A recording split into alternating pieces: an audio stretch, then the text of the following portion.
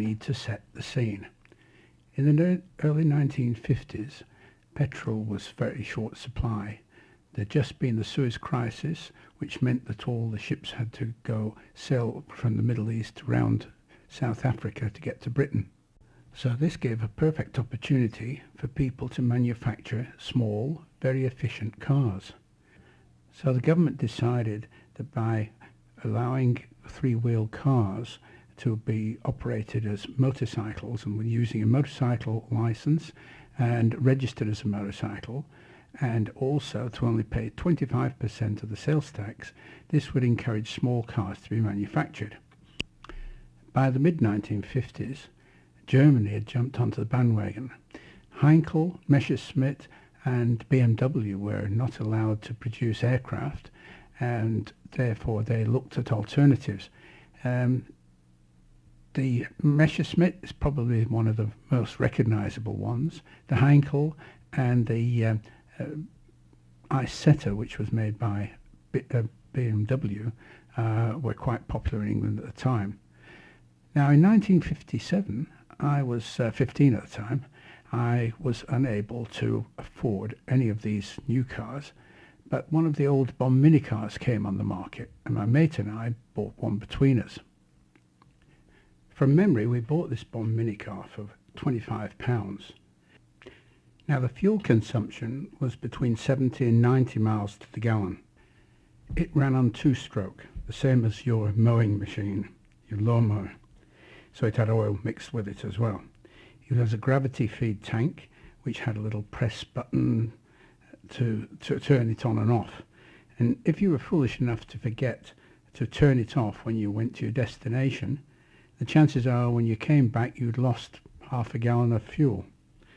The next thing was the suspension. Now there's three wheels, but only one, the front wheel, had a suspension system which was just a straightforward piston, the same as a shock absorber. The two back wheels were balloon tyres, and there were stub axles just bolted to the body of the car. The electrics, well, they were 6 volt. The problem was that when you turned the lights on, the headlights on in the dark, it was like 2 candles in jam jars. They were so bad. There was a windscreen wiper. On the original model, it was just manually operated. On ours, we were lucky we had a 6 volt motor that occasionally worked. Now, the braking system, that is something to be believed. It was a cable brake system, so the cables have a tendency to stretch. Now, every Saturday morning, the first job was to actually lift the back of the car up, stick a bucket under the wheel, and tighten up the cables until when you just touch the brakes, the back wheels would lock. That would last you till Wednesday or maybe Thursday morning if you were lucky, but definitely by Thursday night you were out of brakes. So the reaction to that was you learnt to double the clutch, you put the engine into first gear, you use that to decelerate, and then you reserve the brakes for the last few meters. Well, it didn't always work. On one occasion, I was driving to work with Ken as my instructor, and we were coming down this hill, and the car in front, it was probably about 50 to 80 meters away, decided to stop and ask a policeman directions. Well, I tried to stop, but it must have been Thursday because the brakes didn't work. So putting it into first gear wasn't enough. So the only way of avoiding this was to actually mount the footpath and drive round the car, still trying to stop, and drove past it, bounced back onto the road, and I was still trying to stop. And Ken said, "What are you stopping for? We haven't hit anything. Just keep going, keep going." Now, the other thing with the engine, it was a 197 motorcycle engine. It was mounted on the front wheel. It had a direct chain drive onto the wheel itself. Well, we were driving home one day when all of a sudden, without any warning, we came to a bouncing stop. Just jutted to a stop, and when we lifted the bonnet to have a look at the front to see what was wrong, the engine had fallen forward. the front wheel had shot up underneath the floor of the car, resulting in the most abrupt stop the car had ever made. Well, as you can see, we'd done a lot of work on the car, but this really was the final straw, so we decided to get rid of it. When searching for photographs for this little talk, I came across this one on the internet. It looks like some other person has had the same problem with the shear pin going, and this is an effective safety strap to hold the engine back when that shear pin at the top gives way.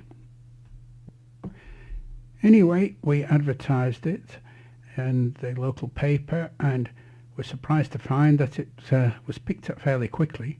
This gentleman came round, gave it a try, was happy to buy it. I think we charged him I think we got £30 for it. Anyway, he was happy. We got him to sign a receipt accepting the car and saying, as seen, tried and approved. Well, I think it was about 7 months later we got a phone call from him saying, "Oh, look, I want you to take this car back." And we said, "Oh, no, we can't do that. What's the problem anyway?" He said, "Well, the engine's fallen out." And we said, "Oh, okay, well, occasionally that happens. The best solution to that is to keep a spare shear pin and a hammer in the back of the car. And when it happens, you just drive another shear pin in." I came upon this little bit of video on YouTube, which just about sums up my recollection of the car. And it gives you a good idea how difficult driving in those days was. But that's when you'd got in or out of the car. That's another story. Picture the scene, if you will. You're in your Bond mini car at the lights, looking your best. All of a sudden, a little bit of lazy clutch work and you've stalled it. Not a problem, you think to yourself. Turn the key and I'll get her going again. Wrong, think again. This is what you got to do. Turn the wheel to the right. Clamber out of your car. Good God. Clamber very daintily out of your car. Whiz round to the front here. Pop the bonnet. Manoeuvre the kickstart across. Put your whole leg inside the engine bay and give it a good kick in. David, this is yours, isn't it? This is mine, yes. How many times a day do you have to do that procedure? Oh, thousands of times. It's not a very good starter at its best. What an unusual way of starting a vehicle. I mean, what engine's this? This is a Villiers 197cc engine. A Villiers? A Villiers engine, and there's no reverse on it. So, if you wanted to go backwards, if you want to go backwards, you put your leg out and push yourself. Or if you want to turn round, you go around the back and you can lift it up and swing it round. How old is it? Just lift it there and there. Oh yeah, okay, yeah. Fair enough. See? You can turn it round like that.